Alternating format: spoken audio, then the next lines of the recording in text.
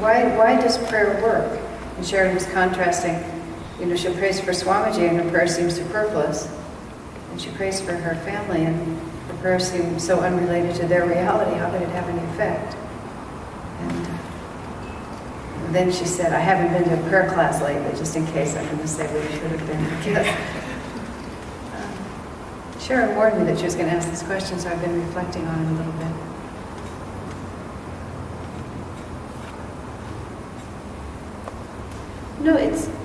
It's important to realize that everything that happens on more subtle levels is modeled, M-O-D-E-L, modeled in the world that we understand. When I read Master's Bhagavad Gita commentaries, and he gives all these descriptions of the more and more subtle worlds, which I've often commented, and if you've read them, they're just list after list of all these just amazing details of these various planes of consciousness. And he states them very emphatically. This dimension of reality is composed of these 17 elements which break down into the 5 elements of the so-and-so. And not that I understood a word of it, but I was struck by the fact that it was so exact. It was just the same exact science, that chemistry and biology, that everything in this world that we can understand with our senses and accept as true fits into a nice orderly pattern, and there's no point at which it changes into chaos or randomness. Or more true, it's that this world we live in is a projection of a more subtle world. We tend to think of the pyramid going this way, which is this is the material world, and then it gets smaller and smaller. But it actually is in reverse. This is the world beyond this one, and it gets smaller and smaller down here. As someone said, this is the most contracted our consciousness will ever be right now, rather than the most expanded. This is the littlest point. But understanding that, we have to realize that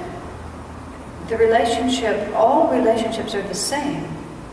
And everything that applies in our everyday life is true even if the relationship is more subtle. So we sort of have to ask the question of, how do we help each other at all? And helping each other through prayer is not fundamentally different than the way we always help each other. I was thinking, for example, my nephew's staying with me, and I wanted him to clean up his room, and he didn't want to clean up his room. It wasn't exactly, I finally realized it wasn't that so much they didn't want to, as that he just was sort of dismayed by the mess. And so I went up there and I sat with him. And I suggested that he, first he clean up this part of it, then he clean up that part of it, then maybe he could do the bed. And about halfway through he said, with 2 people, this is easy.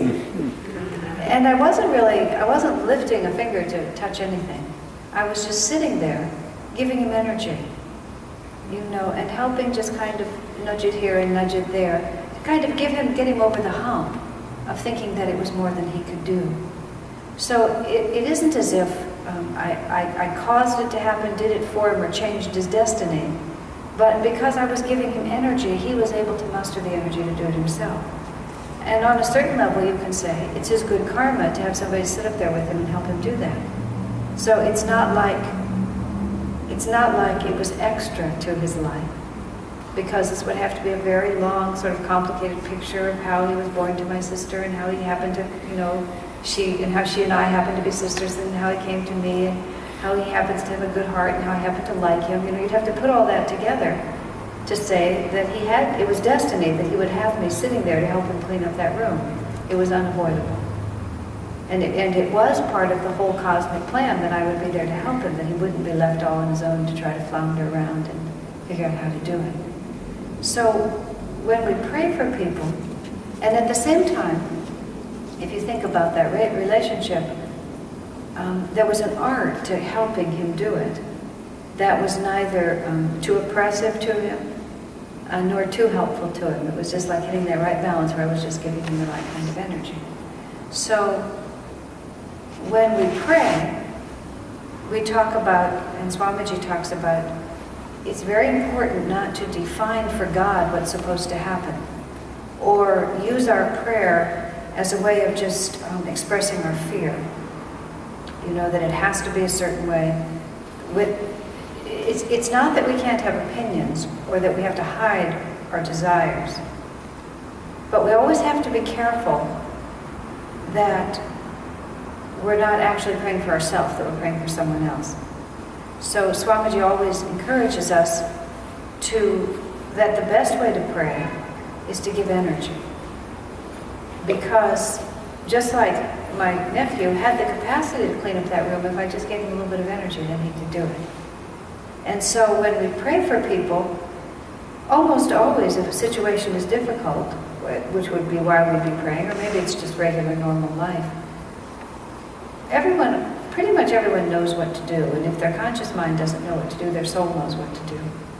But most of the time when we're stumbling at all, it's because we have a lack of energy, or we have fear that blocks the energy, or we have fear that causes us to be afraid to reach out or to face reality, or whatever any of those things might be.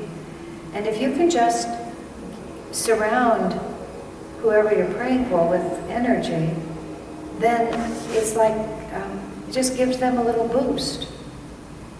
And it was karma that somebody would pray for them, you could say. So they were destined to get that little boost. And on a subtle level, well, here's a real specific example. Happy Winningham, who had AIDS and was sick for 8 or 9 years, up and down many times. One of the times when she was dying and went way out but came back, she started going way out, and she heard what sounded to her like thousands of people calling her name. All in a very sort of joyous, loving way. Happy, happy, happy. And it got her attention, and she came back.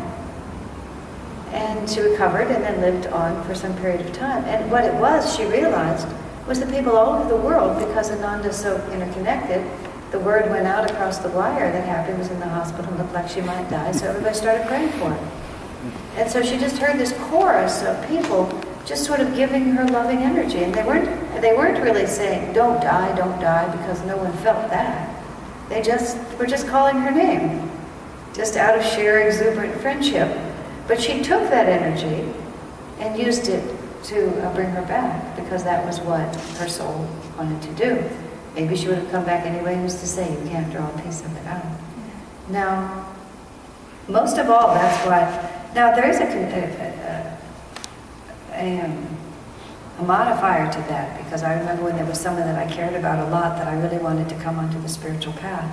The person was beginning to get interested in spiritual life, and I figured, well, if they're going to get interested, they might as well get interested in Ananda instead of something else. And so I said to Swamiji, is it okay for me to pray that she get on this path? And Swamiji said, oh yes, of course, because it would be very good for her spiritually if she did that. And so, in that particular case, I did pray to Divine Mother that the person get on this path, and they did. I don't know if it was my prayers that tipped the scale or not. It would be the same sort of thing. It was sort of like I was saying, hey, look over here, kind of like that.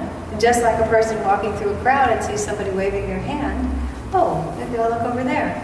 And maybe it just sort of sucked them in a direction that they might have gone anyway, but it helped them go that way. So we add energy to other people's readiness and their own karma. Sometimes you'll pray for people and they'll get worse, because your energy has been received and the right thing is happening. Yeah. I mean, sometimes they'll just get worse because, worse meaning they're an alcoholic and they'll drink more. They're unresponsive and they'll become more unresponsive, because whatever the karmic loop is that they're finishing, they have to finish it. And you give them energy, and then they'll go on with whatever their wheel may be. But, St. Augustine said that the reason he became a saint is because of the prayers of his mother, who is known as Saint Monica. Because he was a dissolute, and she just wouldn't give up. And he felt that the just unrelenting commitment of his mother to draw him to the spiritual path, he finally just, the power of her clarity was stronger than the power of his delusion, and it just drew him into it. So, if you think of it in terms of the power of friendship on this plane of consciousness, and how profoundly your life can be affected by a true and loving friend who regularly, continuously, faithfully responds to your real heartfelt need, that's exactly what prayer is. And in just the way it works on this planet, That's exactly how it works. Sometimes it takes a while before you realize your friends were right. Sometimes your friends can just sort of hold your hand while you go into chaos, but eventually they're there. On the highest level, I was thinking of those wonderful stories about Ramana Maharshi, who was a great saint. He lived into this century. And there were two stories that I heard that were tied together that were amazing. He was a very, very austere man. He lived in southern India. We went to visit the ashram where he used to live. Very, very powerful place. And he had a very devoted disciple. And that disciple was dying. And Ramana Maharshi came to him and sat with him. And he helped this disciple in the dying process by keeping his attention, the dying person's attention, focused on the spiritual life.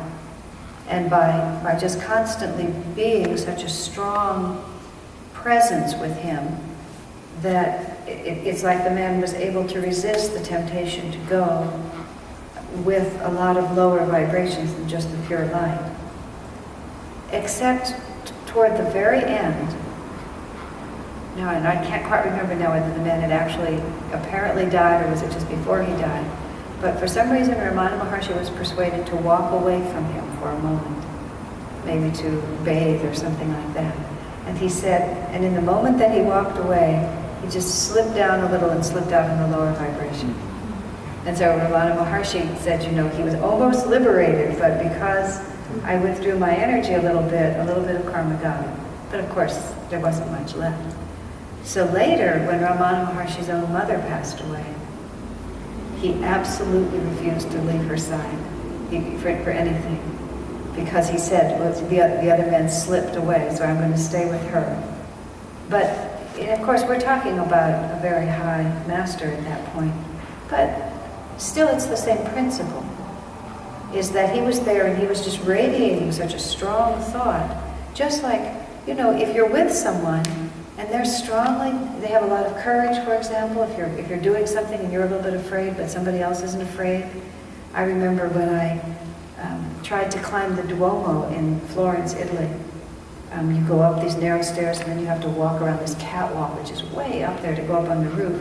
And the first time I tried to do it, I just panicked at the height and literally ran down the stairs and ran outside in panic. And the next time I went, I was determined to be able to do it, and Nancy Kendall just has a lot of courage like that. And I literally held onto her skirt, and I held her skirt and watched her feet. And I just didn't look at anything else, and she just marched me all the way up, and I think Linda was there, all the way up onto the roof. And I was just so proud of myself, but I could never have done it without Linda and Nancy, because I was just too scared. It's just the karmic fear of heights was too great. But I stuck with them, and I made it all the way to the top. And they didn't say anything or do anything. They just radiated their own confidence, and I could say over and over again, these are sensible people, and they're not terrified. I can do this. And in the same way, when we pray for someone, oftentimes, and I was just thinking of Ramana Maharshi, he just projected this thought of clear light, and so he was able to pull his mother right into that. And so we project this thought, and we pull people into it. Now, there's specific questions about Swami. I think praying for Swami he's not liberated, and therefore our prayers count for something. I don't know if our energy is high enough to touch his energy. But nonetheless, I think it goes in the great book of life. That's how I always think about it. I just figure because of the extraordinary gift he's given to so many thousands of people, we all pray for him. Every time a mosquito bites him, everybody in the world, thousands of people in the world pray for him. And I think that has a cumulative effect.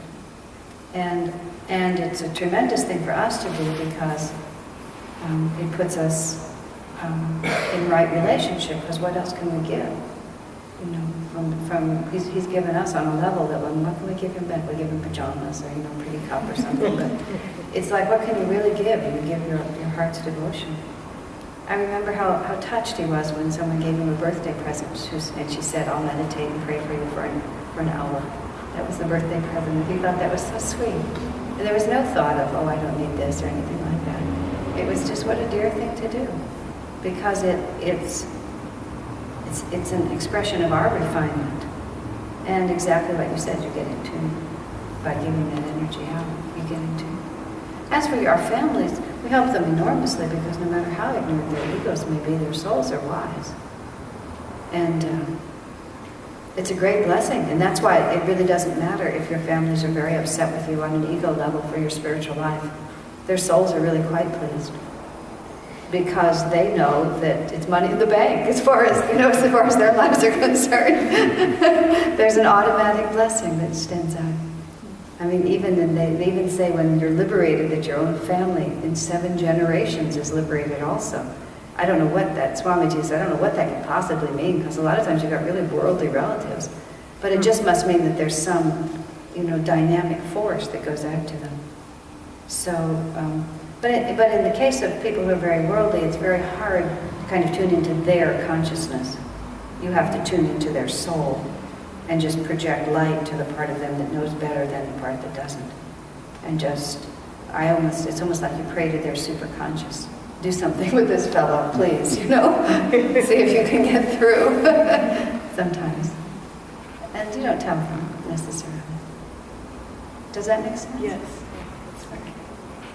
It's friendship on a subtle level, that's all. Yeah. Linda? When is it okay to pray for oneself? You said earlier that you don't pray for oneself. Oh, no, what I meant by that particular phrase was that you pretend you're praying for someone else, but actually you're just trying to satisfy some desire of your own. But the question is the real question you asked is when is it okay to pray for yourself? I think you can pray for yourself all the time. I mean, great saints don't. When Ramakrishna prayed to be healed, because people kept telling him that he ought to pray to Divine Mother to be healed, she scolded him. She said, "Here are so many bodies and you're praying for this one?" So for him it was not appropriate. But most of us need to pray because we just need help. That's all you're praying for. It's our relationship. It's the same thing. Think of it like a regular relationship. If you really need help and don't ask for it, oftentimes people can't help you. And in our relationship with God, if we don't ask for help, especially with the Guru, I mean, it's not precisely true, but it's partly true that God won't intervene with our free will. We need to open ourselves and ask for that help. That's our humility, and our discipleship requires that we do that. So I would have no compunction about praying for oneself. And if you're praying for a particular condition or circumstance, you can sort of pray like Jesus prayed. Lord, let this cup pass from me, but thy will, not mine, be done. So I've prayed in my life, Lord, this really looks like what needs to happen. I think this is what really needs to happen. Please make this happen. And if I'm wrong, show me I'm wrong. But unless you show me I'm wrong, this is what needs to happen. And Swamiji said again in that one, when we were, for example, trying to get the property that's now our community. I asked Swamiji, because of other things he'd said, if it was all right to pray, for that to work. It was more just generally to pray for the community, to have a community. He said, of course it's all right to pray for it. You don't have to be that nervous. He said, it's self-evidently a good thing. So we don't have to be so cautious about having an intention. If something is self-evidently a good thing, he said, just put your energy behind it. There's no harm in that. So if we're praying for ourselves in ways that is self-evidently a good thing, if we're praying for something that is not good for us, and we're just praying for it because we want it, that's a waste of a prayer. But if we're very sincere, and it's the best we know, and sometimes it's best if you're praying for yourself, the same it is when you're praying with others, to get it down to the essence. Instead of praying, oh Lord, can I have that job? Just, give me the strength to find the right employment. If this is the right thing, show me how to respond properly. When I go to the interview tomorrow, guide me in what I need to say. And be very, instead of make them like me. You know, which is not about empowering yourself. Yes. Last night in Wayne's class, we were talking about something that Jesus said. I can't quite quote it correctly, but if you pray to God in full belief, what you pray for will be given to you. Mm-hmm. Do you know that quote? I've heard something like it. I don't really understand it. Pray believing. Mm-hmm. Right. Is it pray believing? Pray believing. Yeah, pray believing. Yeah. Well, what he's talking about in that context is that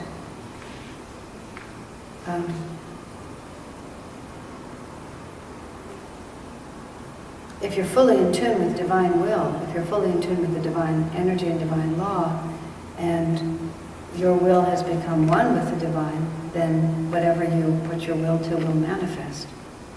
That's not the same as saying that the ego has really convinced itself that it wants it, and it prays believing that the ego really wants it. That's not what the words mean, even though you could make them sound like that.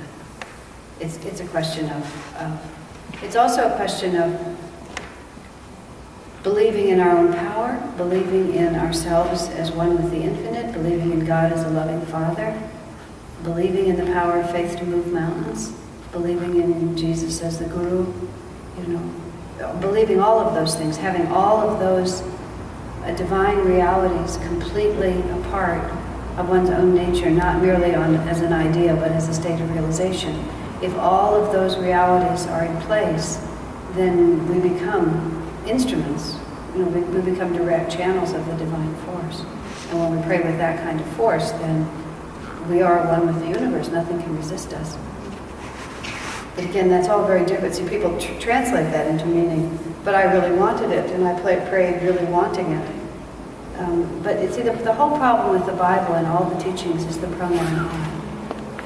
Because I, when Jesus uses it, means Christ consciousness. And everything is true and the problem then comes to us that we use the pronoun I, and we have this theoretical idea philosophically that I am one with the infinite. But the real power of our energy when we say I is the ego.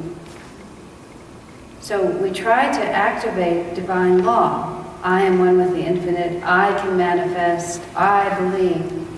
And it doesn't work because we haven't yet transferred our sense of I from ego to Christ consciousness. And so we're saying all that I can do all this, but the I that is speaking and saying that isn't the I that can do all that. So in order to make that final point work, which will work, is we have to do all that which is necessary to move our consciousness from the medulla to the spiritual I, to move from being ego. And then it all is true. Does that make sense? So believing is a state of consciousness, a higher state of consciousness. Believing is a higher state of consciousness. That's well put. Yeah. And when you're in that higher state of consciousness, everything works. Everything comes as you pray for it. But it's also true that if you merely believe that God is a loving God and loves you and will respond, then your prayers will be answered. That doesn't mean they will be answered in the way you expect. So if you pray believing that what you pray for will be given to you, it's true even on a very low level. If you pray really believing in the infinite, you will get what you pray for. You will get what your soul is really praying for, not necessarily what your mind and your mouth is saying. Do you see? So that's another way to interpret it. Yeah. It's all very tricky. And also very simple.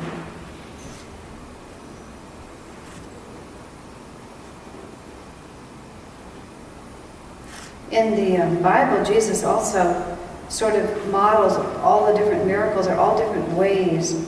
Some are by willpower, some are by devotion, some are by surrender, some are by the power of words. So you go through all the different miracles in the Bible, and Yogananda talks about each one as like a different expression of how to be in tune with the Spirit. Just like when you go through scientific healing affirmations, some of them are willpower affirmations, some of them are intellect, some of them are devotion.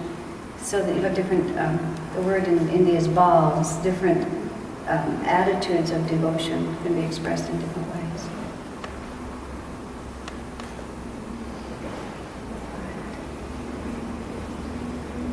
Any other questions?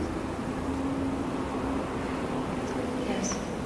I'm interested in understanding breath better, how it connects us with our astral bodies. And I'm thinking of how when we do energization exercise, we do a double breath, but in yoga postures, we do a single breath. There's a lot of different ways that we pay attention to our breath, a lot of different, like Hamsa, a lot of different times that we use our breath, but I don't understand how. I don't understand the importance of that. I don't understand how it connects us with our astral bodies. The question is with breath and all the different ways that we relate with it, the way we use it in yoga, use it in meditation or energization. I am not able to speak on the level that many people could because I'm more of a bhakti than a technical person. So I'll answer you more from just that level. You know, I can give you a lot of words.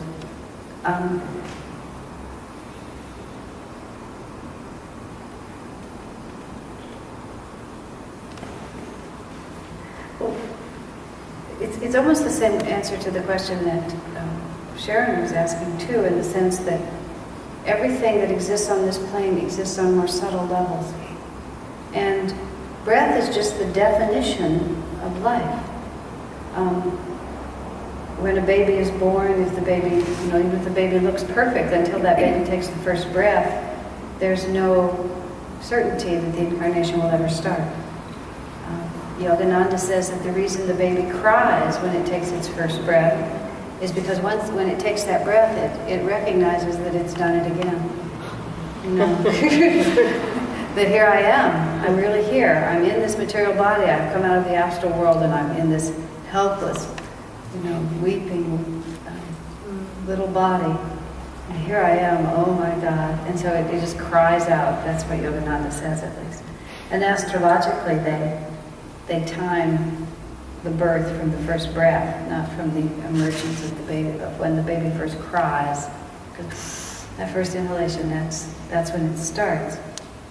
And there's never a point, unless you are a yogi and can stop your breath, that you don't breathe as long as you're here. It's the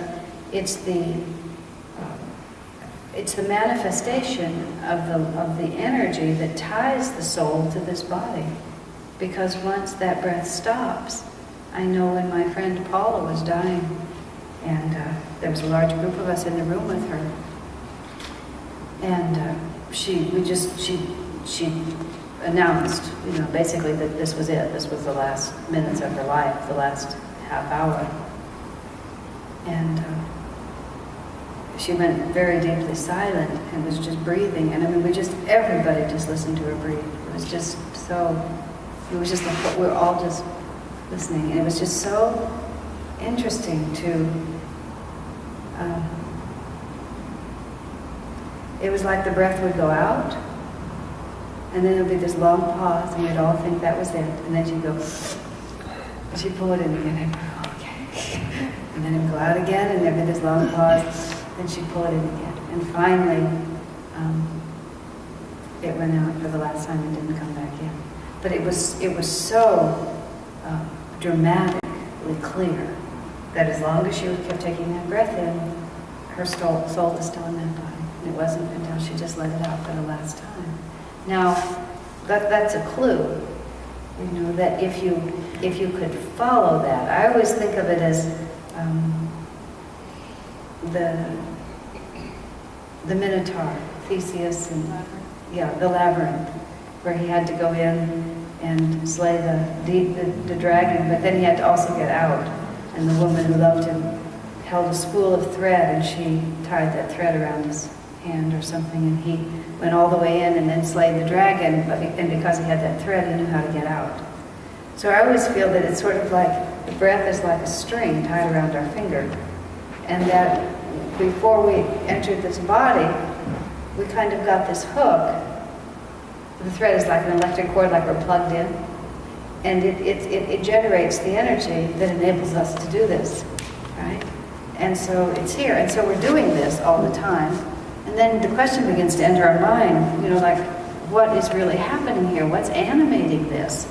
And so we start going back in to try to ask the simple question, which Ramana Maharshi asked all the time, who am I? And we ask, who am I? What am I? And you want to answer that question on more and more subtle levels and peel away layer upon layer. And if you peel away personality and your body and all your likes and dislikes and all your attachments and all your relationships and everything that defines you, you really just come down more and more to you're just this expression of energy. And you start asking the question, where does the energy come from? And you begin to recognize that the energy is coming into us, at least through this breath. And so in the Hong Sa technique especially, you just look at it. You don't do anything about it, you just look at it. And you just ask the question, what is this? And the more you look at it, the more it begins to reveal itself as something quite other than just... It begins to show you on subtle levels what you're really all about. And there's no limit to that because it is the thread. And if you stay with it long enough until it disappears. And then the other side of it, which is using it, is that because breath is so fundamental, there's this extremely intimate relationship between the state of our mind and our breath. Our breath is very reflective of the state of our mind, and therefore, if you think about it, I know Shivani, when she would teach meditation, she used to say, wait a minute, do you hear that clock ticking? Like this. And then everyone would go. And then she would say, did you notice that almost all of you instinctively held your breath so that you could listen? Because if you're breathing, there's too much commotion and you can't hear us clearly. And so she would use that as an illustration of just sort of how the relationship is. And always, the very definition of being excited and out of control is that you're breathing really hard, And it's just, you get all bad actors, will show you that they're excited by just huffing and puffing, and it's so boring. But they're trying to show you that they're excited. Or we ourselves, if little children get so excited, their breath, they just get all, practically pass out with their excitement because the breath is just doing so much. So if we can become masters of our breath, it also gives us access to being masters of our minds. And that's why the state of being able to go breathless requires that the mind be still. Because as long as the mind is agitated, breath is required. And it works together. When the breath stills, the mind also goes quiet too. So all the different ways of using the breath are either, I'm not an expert on all of that, but I'm sure each has some relationship to either some physiological shift, which will then create a consciousness shift, or something that works directly with consciousness by breathing in certain ways, certain kinds of energy and kinds of states can be drawn in. And it's always there. So it's something to focus on. And ultimately it's the biggest distraction. So you take that which is the biggest distraction and you put it in the center, and then it's not a distraction anymore, it becomes the point of focus. Does that make sense? I know Swamiji said to Master once that he was having trouble going breathless, and Swamiji said that's because he used to talk a lot in past lives. And then Master said, well, at least you were happy in that. But meaning his mind had been very restless, and so he just had a karmic predisposition to not be able to calm it enough to go breathless. So there's all that. Does that make sense? Yeah. Chris? Yeah, we covered this earlier somewhat, but I had a question on prayer, and that I think many of us have experienced saying a prayer or some affirmations and having what we wanted to show up miraculously. Say, gee, this is neat. But on the other hand, there's some things that we've prayed for and affirmed for maybe years and years, and nothing happens. We don't get a clue. And the energy that is put out and yet some things work really well, and other things, and I'm not talking about praying for something superficial, I'm something maybe a healing or a habit. The way Yogananda answered that is, he says, you never know how much of the nail is still in the wood. And so it's like, if you want something to happen and it's a righteous thing to have happen, if you keep doing the right things, eventually it will happen. Because if it's in tune with the divine, teach me to love you more, help me to overcome this weakness of mine, give me power over this delusion, whatever it might be, it will eventually be fulfilled. But if there's this much of the nail in the piece of wood, and you just give it a little tug, it comes out. If there's this much of the nail in the piece of wood, you're going to have to just pull on that for a really long time before it's ever going to come out. And you don't know how many incarnations you've been tugging at it. And that's why you have to be very detached. You have to do the right thing for the right reasons. If you're doing it for the results of it, can just give you more bondage. And if you have to develop the faith to say, I'll just do what is the right thing to do. What choice do I have?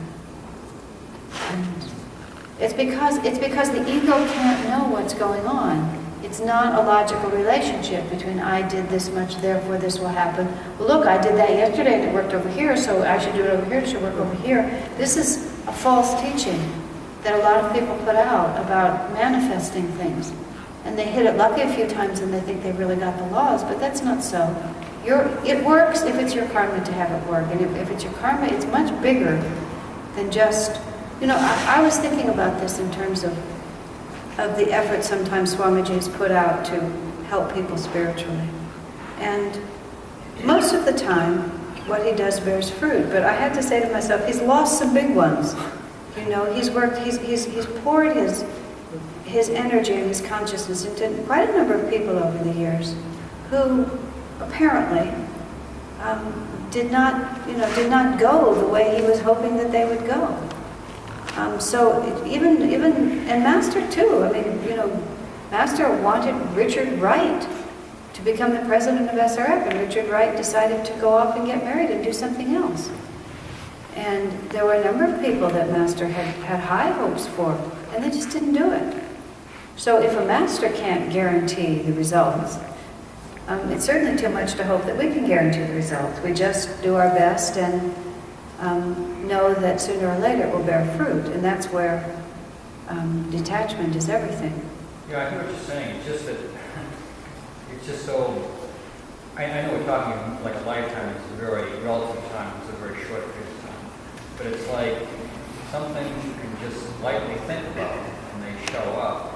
And with myself, I've been praying for something since I was a situation that changed since I was 16. And I get absolutely nowhere. Not even a clue. And it's kind of just seems very what? Unfair. Or whatever. But see, that's the great challenge of life, Chris, is it appears to be very unfair. That is, look, God's not going to, he's not going to... if you could say, if one could get a sign and say, well, look, this is why... But Chris, wait. This is what you need to work on to get to where you want. That would If life fit our expectations and our comforts, it would be a different experience. I'm all for it fitting our expectations and our comforts. I think that would be a better system. But that isn't the system. So we can do one of two things. We can say, it should be different. Or we can say, okay, this seems to be how it's working. You know what this is? This is the little bird in the Festival of Light. God says, go out and do these certain things. The bird says, okay. Then the bird kind of gets out there, and he starts having experiences, and he starts thinking, hey, wait a minute, I'm not really so sure that this advice I got from God was so good, this business about sharing with everyone. I got all this stuff now, I got all this power, I like it like this. So the bird starts doing it his way. And then what happens to the bird? The bird starts running into storms, and into dark, and into lightning, and crashes, what's that? That's all the things that don't go right for us. And so the bird says, hey, maybe I need to learn something. Instead of thinking that because I think it ought to be this way, it is this way, which is the stage that's called the revolt, we go onto the quest. And that's a very important word, the quest. Because the quest is the question, what is actually happening here? You know, God told me something, I tried out something else, I have not felt really terrific ever since I made that decision. You know, even though we lost, repeatedly we lost everything we had, we say that. We try it over and over, even though over and over we lose everything we have. So then we go on the quest. We go on the quest to understand what is actually happening. And we're not willing to give up our ideas about things until they've been absolutely beaten, smashed out of us. Repeatedly, we have to lose everything we have before we have the humility. And humility is the first step to say, maybe I don't really have it all quite together. And then we start trying to understand. And so then we have to start working backwards, Chris, from things like, golly, I thought this would work. I mean, I've been praying for it since I was 16 years old. It's supposed to work. But it doesn't. So now we have to ask a different question. Gosh, I wonder why. And the more we keep asserting, but it should, the more we're in revolt. We have to stop and say, this is what's happening. I wonder why. You know, none of my relationships work out. I wonder why. None of my efforts to make money work out. I wonder why. None of my little plans work out. I wonder why. And the answer isn't necessarily because I'm such a schmuck, you know. That's not necessarily the answer. The answer may just be that I have to try to tune in to God's plan instead of just being in revolt against God's plan. I have to quest after what's really true. And that's the stage that all of us are in, because all of us are in this sort of transition between I want it my way, it should come out the way I want it, and a willingness to say, golly, if it doesn't, maybe you could glue me in on what's supposed to happen. And we're between the stage of having the detachment and the openness to hear the answers, and the stage where we're still so attached to what we want to be true that we can't hear anymore. And eventually, we stop being tempted by what isn't true. I mean, it's just still, I mean, all of us are like that. It's just like, I know so well how I ought to behave, and I'm so impressed by how often I don't. You know, just the other night I was just falling asleep. I said to David, you know, I just don't get it. I'm so sincere. I just am so tired of the fact that I can't bring myself into harmony with what I know to be true, but I can't. That's also part of the way things are, you know? I mean, just that frustration is part of the revolt. Swamiji says on this tape, one of the tapes he sent, patience is the fastest path to God. He said just patience, to just be, and he describes patience as the willingness to live right now. And he said just to be able to live right now in exactly what's happening right now. That's what patience is. Not thinking ahead, not thinking behind, but just being patiently right here, right now. Well, I'm at the stage where it doesn't happen fast. So that's what's happening. Because if you just accept that, then you're not... See, otherwise you create a double layer. Not only are your prayers not working, but you're also playing this ego game of saying to God, you ought to run the universe according to my plans, not yours. And, you know, that's fine. You can do that for a really long time. We want to help them out. Yeah, and repeatedly we lost everything we had. I love that line every time I read it. Even though repeatedly we lost everything we had, we still didn't. Even though he did, he just kept on flapping away, flying by his own lines, until it just got so bad. And then he heard the voice say, "Surrender to me." And I love it. Peace awaits you in the unknown. He says, how can I fly in this darkness? It's not going my way. I mean, what that means is, it's dark, I don't get it, it doesn't look like what it's supposed to look like, my radar's not working, my light's out, the candle's not there, I can't do anything unless I know what's going on. And the voice says, surrender. You'll find that there's a wonderful peace on the other side of all that determination to have it your way. And after a time, I love that phrase, after a time. How long a time? After a time. And then they use the word, the tiny rebel, you know. These are all the nuances of this thing. I mean, there was a little bird that flew out, but all of a sudden he becomes the tiny rebel. on Sundays, and I just want to say, I just feel like exaggerating. The tiny rebel. Yeah? Don't you just feel like the tiny rebel a lot of the time? He surrendered and he found, oh, surprise, the Knights' Counsel was true. So how does that end again? Pardon me? Tell me how that ends again. Get the bird. The tiny rebel surrendered and found the Knights' Counsel true.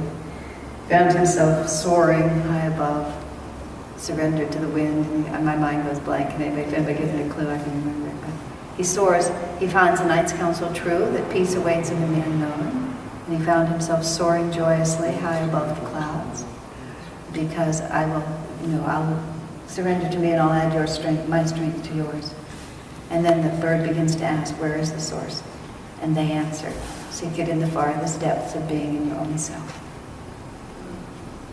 And that's the quest. He suffered enough, he surrendered, and then they began to give him answers. Which is where we are. We have some of those answers. Take my hand. Yeah. That's that wonderful poem, The Hound of Heaven, that Master likes so much. There's a tape somewhere with him saying it, and that's the whole poem about this beautiful poem of this man, who actually was an opium addict and had a very difficult life, the man who wrote the poem. And the poem is all about everywhere he went, whatever he tried to do, he just felt this pursuit, and this frightening pursuit. He would hear the footsteps, and he would see the shadow, and he would run to something else. And he describes in beautiful poetic terms all the different worldly experiences that he kept having. But every time he would get into them, he would hear this ominous footsteps coming. And finally, there was no place else to hide. He cowered in the corner, and this dark hand, this dark shadow starts coming over. And when he finally just gives up and the shadow comes, he realizes it's the caressing hand of the divine come to comfort him. And what he thought was the shadow was just the hand reaching out to help him. And that's the hound of heaven, pursuing us through many lifetimes until we finally just realize that, as the last line says, something like, all that I took from thee I took not for thy harm, but so that thou wouldst seek it in my arms. And it's not a punishing, harsh thing. It's such a gentle, loving, like a motherly gesture, fatherly. But it's the end of the world as we know it, if it's the ego. That's the revolt. It's the tiny rebel. Just thinking that this is the only way it's going to work, and then having to surrender all of that false understanding. It's such a mess. It's really a big-time mess. And nobody except the saints understand why it is, and the saints say it's fine. I can't answer, I don't know. Yeah. The Swamiji often says, no one who's found God ever thinks it's a bad system, but all of us who haven't think it is.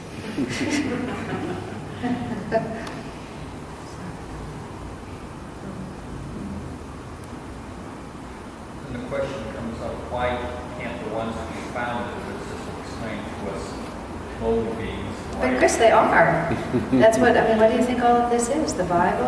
But they can't explain it to us except we have to rise to understand it. They can't make it sensible if we don't change our consciousness, because our consciousness, as Vivekananda said it, the level of consciousness that asks the question, why did God make the world this way, cannot understand the answer. If you want to know how reality works, you have to get yourself on the level from which it can be known. And we sit here, that was Shivani once was in seclusion for a long time. And she came out, she went up to Swamiji. Shivani's a very strong girl, and not very tall, but extremely, extremely strong. And she came up to Swamiji and she just said, why? Why? Why is it the way it is? And Swami said to her, Shivani, even if I could tell you, he said, what difference would it make?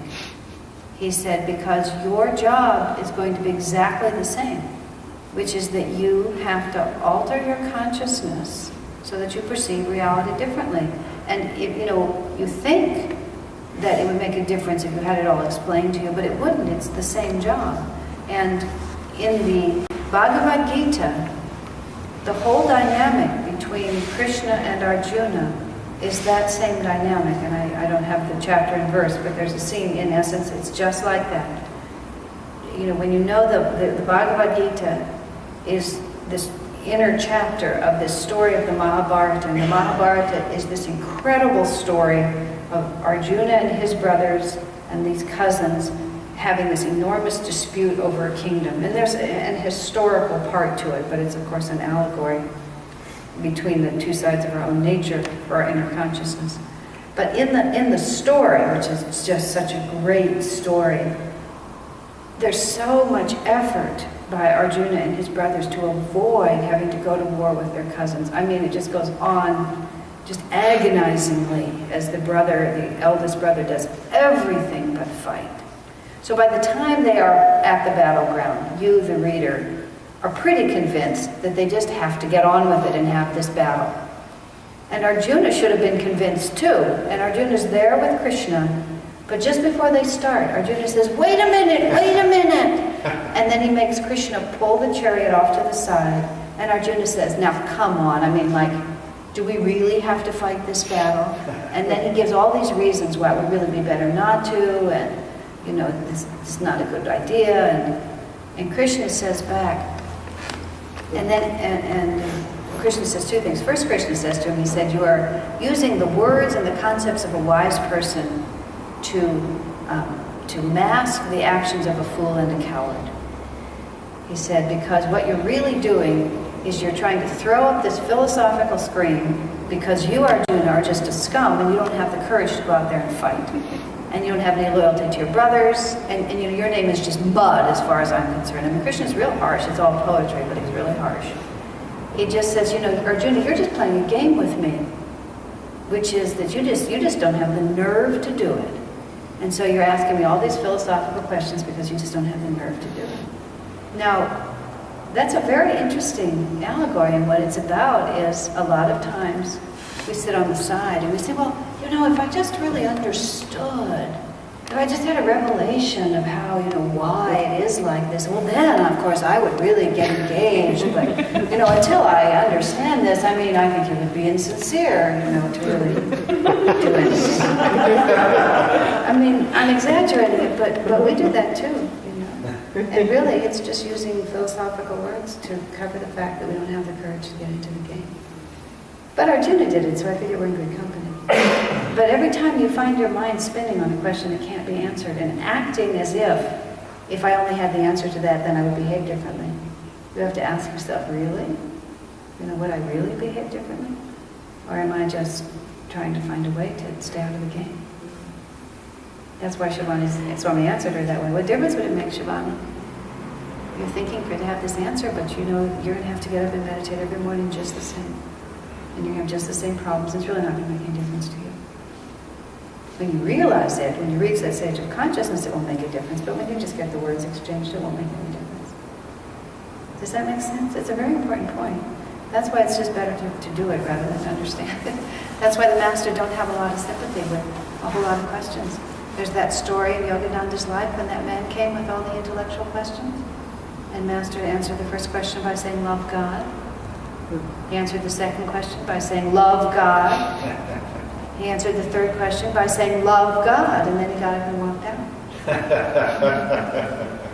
Because there was nothing to be gained by answering the questions. It has to come from a different level. But, I mean, we're fortunate, we're incredibly fortunate because, you know, our teacher taught in English and Kriyananda made it even more into English, and so we can satisfy enormous levels of our intellectual questions. It's very gratifying for people like us. I mean, I just thank God every day that you know, we could have had a guru who spoke no English or never spoke. You know, then we really would just be stuck. But we didn't, so we couldn't have a halfway point. But we have to treat it appropriately. Yes, Dina? Do you have any, well, you always have words of wisdom, but any advice for, let's say I stopped running, but I don't yet feel God's hand. I mean, I don't know where it is, I know it's there, and it's like a transition, and my whole past is, you know, I left it, and this is a new life for me, and it's scary, and I think you should practice the teachings. I mean, the Guru's given us, this path, assuming that's what you're following, or whatever path you're following, if you're following this path, just start at the beginning. Learn and do energization, learn and do yoga postures, learn and do Hom Sa. Just, read Whispers from Eternity. Just take every specific guidance that is there, and insofar as you can, just consistently and steadily, just do what the Guru asked you to do. And that's the best you can do, and then don't think about it. Because if you're doing the right thing, everything in future will improve. And if you don't get what you want, well, there you are. You will eventually. You won't get it any faster by giving up. Yeah. So, that's what you have to say to yourself, is what I mean. You have to say, well, so what? I think it's lovely if we get comforted. I love to be comforted. I hate it when I'm not. But if I'm not, so what? Then what choice do I have? That's what you have to come to, and that's the bottom line you have to ask yourself. Like Peter answered Jesus, will you too also leave me? Peter said, where would I go? I love that answer. Because Peter didn't say, oh, this is so terrific, I understand everything, I've got my act together, I know what's going on here. He just said, where would I go? Meaning I just don't have a choice. So even if this is a mess, it's less of a mess than leaving. So here I am. And you just need to cut through. When your mind starts spinning like this, just go all the way to here and say, well, even if all that's true, where would I go? That's gotten me out of a lot of moods. I just say, well, where is this going? This is going to suicide. I'm not going to commit suicide. And I'm not going to leave the path, so what's the point? Just get up and get on with it. And that helps. And everything in future will improve. If you're having a bad incarnation, the best way to have a better one next time is just do your best now. So just, say, well, at least I'm writing off a little bad karma. I can't always be that brave either, but I do find that these extreme answers save me a lot of trouble. Because even if I can't follow them, I don't waste time trying to find others. I surrender and just wait until I'm ready to do what I know I need to do. My life's gotten simpler and simpler the more I've been on the path. It's not that I don't have the same ups and downs, although I do have less of them, but the solutions are simpler because I don't spin out as many hopeless theories. I just cut right to the ones that I know are true. I remember last year at Spiritual Renewal, I think when I stood up to speak, or the year before, when we were right in the middle of all the hell we went through here. And I said, well, this is the period of time in which we don't quit. This is not the period of time in which we're having any fun. But this time is a period of time when we don't quit, and that is success. And sometimes that's all you can say. At least I didn't quit. You can just sort of imagine you're going to say to Master at the end, I didn't quit! And that may be really a big thing to say at that point. Well, on that note, shall we do some ohms and pray?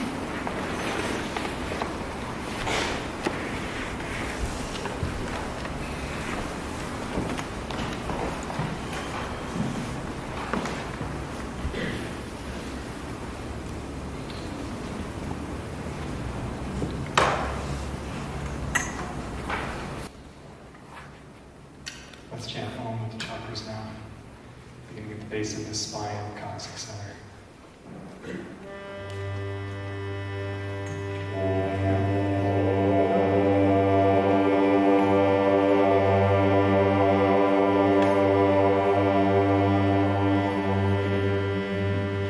Now at the sacral center.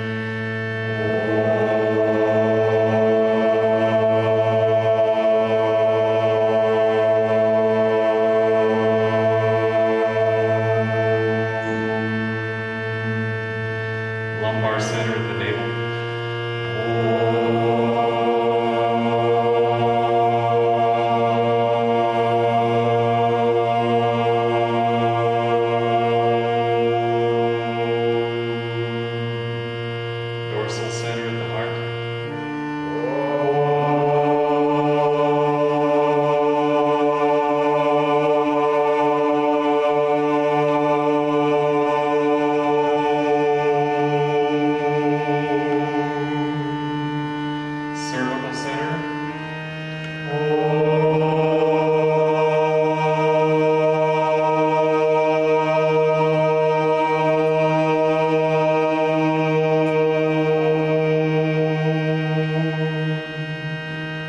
Medulla center.